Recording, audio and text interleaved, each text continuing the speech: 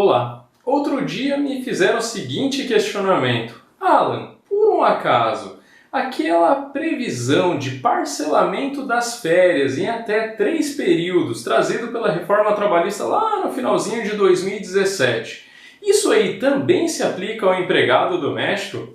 E então vamos à nossa resposta.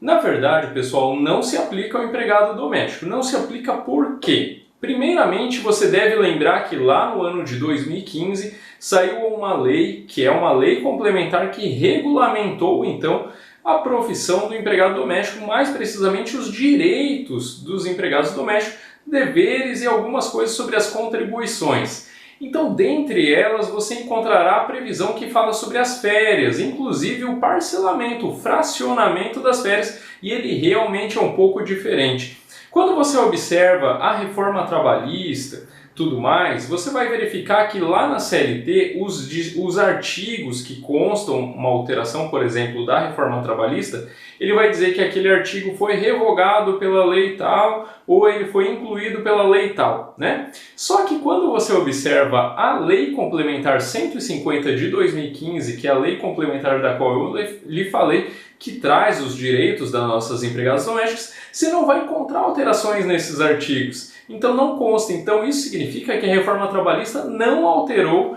as previsões expressas então na nossa Lei Complementar 150 de 2015, que é a nossa famosa Lei das Empregadas Domésticas. Vamos então à previsão sobre o fracionamento de férias que consta lá nesse nosso artigo.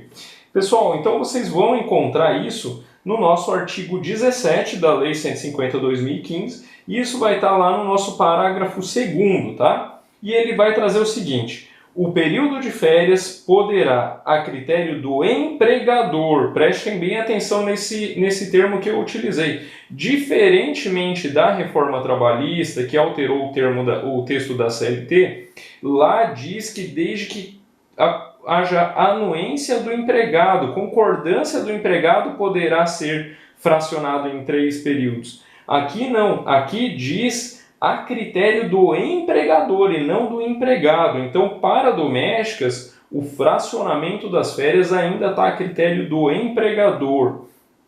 Por quê, pessoal? Porque o legislador entendeu que ali o âmbito de trabalho da doméstica é uma residência.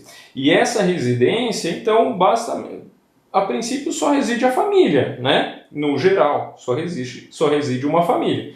E essa família provavelmente tira férias, né? Em alguns períodos, muitas famílias saem férias em julho, saem férias no final do ano. Então, como é algo que rotineiramente, no cotidiano, a gente encontra muito disso, das famílias saírem em férias, então o legislador entendeu que é muito mais conveniente para que o empregador, nesse caso, tome essa decisão e não o empregado, porque senão afetaria a rotina da casa, né? A rotina, por exemplo, de férias do empregador, caso isso ficasse a critério do empregado de quando ele vai fracionar as férias ou não, tá bom? Então, parágrafo 2º, então, ficou dessa forma. O período de férias poderá, a critério do empregador, ser fracionado em até 2 períodos, pessoal. Então, ficou 2 períodos o limite para a doméstica e não 3, como está na CLT para os demais empregados.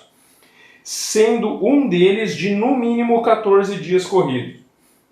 Então, nesse caso, pessoal, tem que tomar bastante cuidado aí nessa questão do tempo mínimo também, que, no mínimo, ele tem que ser um dos períodos tem que ser de pelo menos 14 dias, tá? Então está aí a nossa resposta. Fica a critério do empregador, o limite é de 2 períodos e o período mínimo de um deles é de 14 dias. Fica aí mais essa dica para você. Acompanhe nossos vídeos, nossas redes sociais e até o nosso próximo vídeo.